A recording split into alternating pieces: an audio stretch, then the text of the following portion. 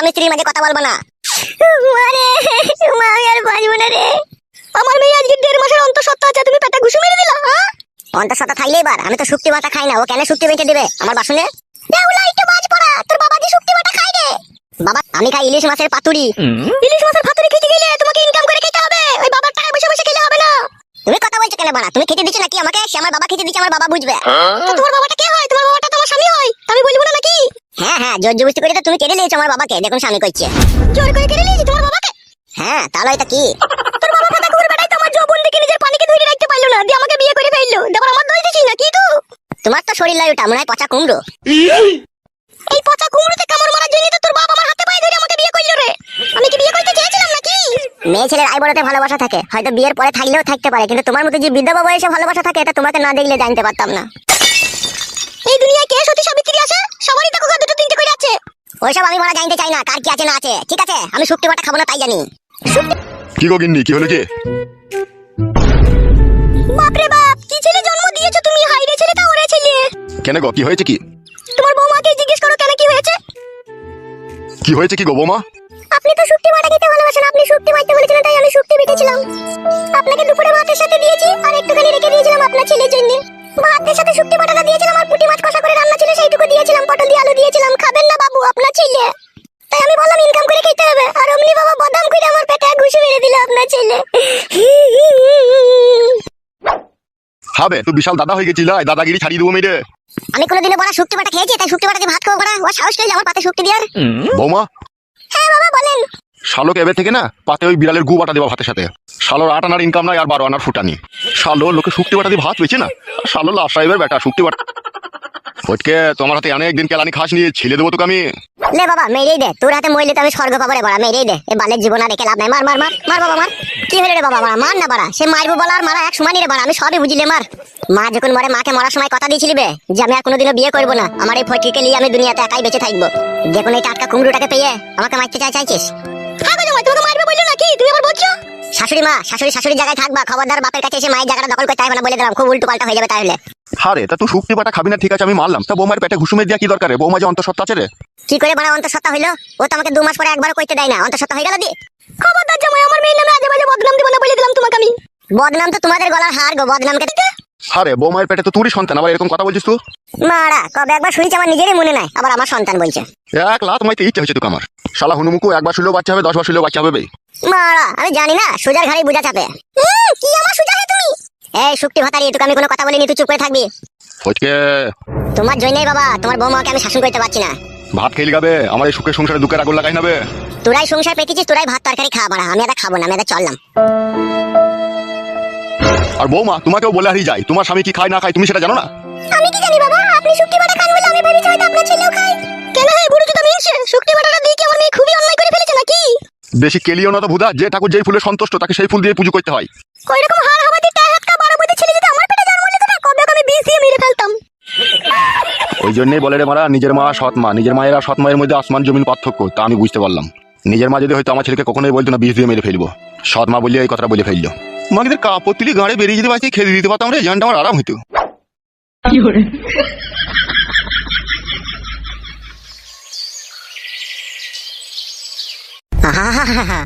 জ্বলে গেল ভগবান, আমার ভিতর শুধু জ্বলে গেল।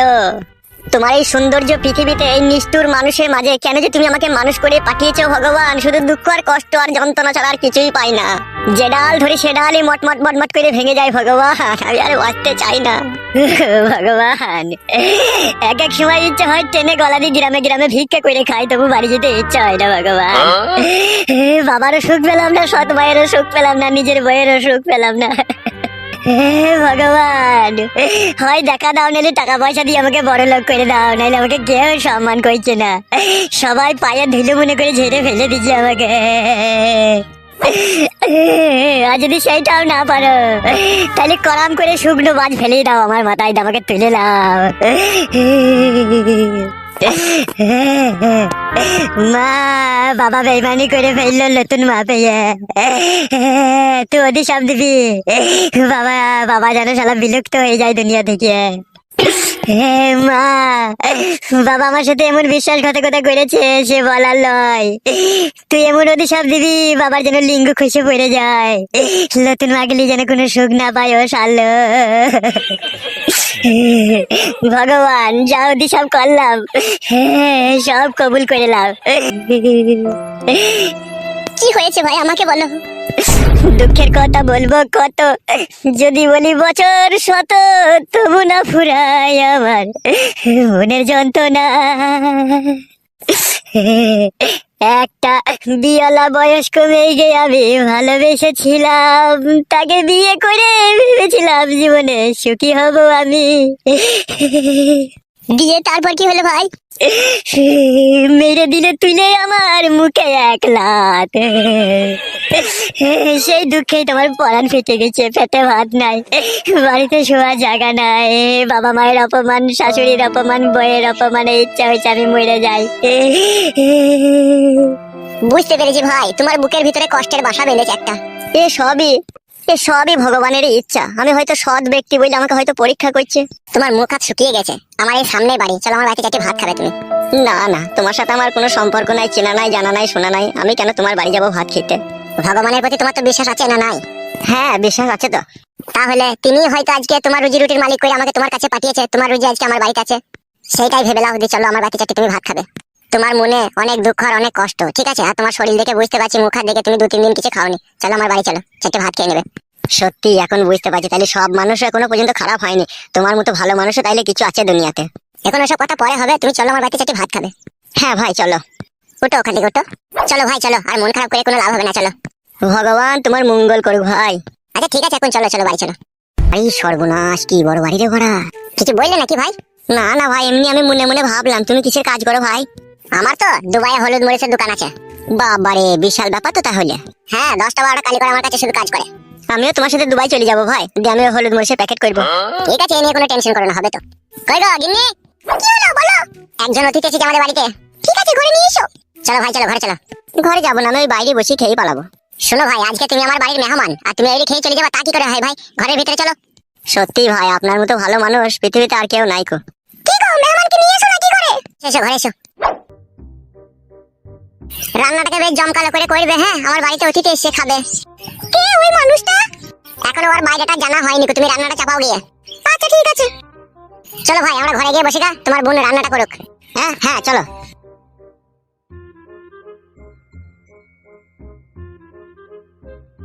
বসো ভাই এই খাটের উপরে। এত সম্মান দিচ্ছ ভাই তুমি আমাকে? আরে বসো বসো, এটা আবার সম্মানের কি আছে, বসো। হ্যাঁ তা বড় ভাই, একটা কথা জানতে খুব ইচ্ছা হচ্ছে আমার। হ্যাঁ ভাই বলো, কি জানতে ইচ্ছা হচ্ছে তোমার? তুমি যে আমাকে বললে আমি বিয়েওয়ালা মেয়েকে বিয়ে করেছি, তা তুমি বিয়েওয়ালা মেয়েকে কেন বিয়ে করলে? তুমি তো আই বড় ছিলে, তোমার তো বয়স হালকা। ফেসে গিয়েছিলাম ভাই আমি। কি করে ফাঁসলে? মেয়েটা কি তোমাকে ফাঁসিয়ে দিয়েছিল নাকি? না না, আমি নিজেই ফেসে গিয়েছিলাম। নিজে কি করে ফাঁসলে তুমি? মাল দেখে ফেসে গিয়েছিলাম আমি, মালে দানা পড়ে গিয়েছিল। মালে দানা পড়ে গিয়েছিল মানে?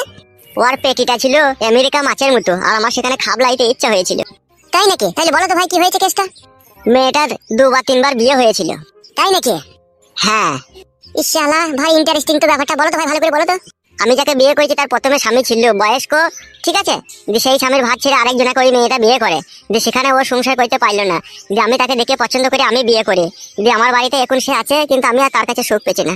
আরে বাবারে, কঠিন যন্ত্রণা তো তাহলে। শুধু কি যন্ত্রণা, আমার বাবাও আবার আমার শাশুড়িকে বিয়ে করে ফেলেছে। না না, মিচ্ছি করে লয় ভাই, সত্যি করে। তা তোমার বাবা কেন তোমার শাশুড়িকে বিয়ে করলো? এসব বিধির বিধান, ভগবান আমাদের কপালে লেখে রেখেছে, তাই এইটা আমাদের সাথেই হচ্ছে। না না, এই আমি বিশ্বাস করি না। সমস্ত দোষ ভগবানের উপরে চাপিয়ে দিয়ে তুমি মনে করছো আমি ফ্রি হয়ে যাবো, তা হবে না, এতে দোষ তোমাদেরও আছে। হ্যাঁ ভাই, দোষ তো আছেই। তাহলে আবার ভগবানের দোষ দিচ্ছ? ইলিশ মাছটা কি করবো গো? ওই ইলিশ মাছ খেতে গিয়েই তো আজকে যত ঝগড়া অশান্তি আমার বাড়িতে লাগলো ভাই। তাই নাকি? ইলিশ মাছ খেতে গিয়ে ঝগড়া অশান্তি লেগে গেল তোমার বাড়িতে? হ্যাঁ। বলো বলো, তুমি কিরকম ইলিশ মাছ খাওয়া পছন্দ করো বলো, সেইভাবেই তোমাকে করে খাওয়াবো, বলো ভাই বলো। হ্যাঁ ভাই বলো, তুমি কি ইলিশ মাছ খাওয়া পছন্দ করো, সেইভাবেই তোমাকে খাওয়াবো। সত্যি বোন, তোমাদের তুলনা হয় না গো আপ্যায়ন করার। এ তো সবে শুরু। সেটাই তো দেখছি, তোমরা কত বড় মনের মানুষ, সেই জন্য ভগবান তোমাদেরকে 2 হাত ধরে অর্থ সম্পত্তি ঢেলে দিয়েছে। অর্থ সম্পত্তির পেছনে অনেক কারণ আছে ভাই। তোমার ভাই যখন প্রথম দুবাই যায় তখন কোনো কাজ খুঁজে পাইনি, কত করে রাস্তা ঝাড় দেওয়ার কাজ করতে, রাস্তা ঝাড় দিতে দিতে একটা বড় মালিকের সাথে দেখা হয়, তার হলুদ মরিচের কারখানায় কাজে লেগে আজকে ও নিজেই কারখানার মালিক হয়ে গেছে। এই সবই ভগবানের ইচ্ছে, বুঝতে পেরেছো ভাই?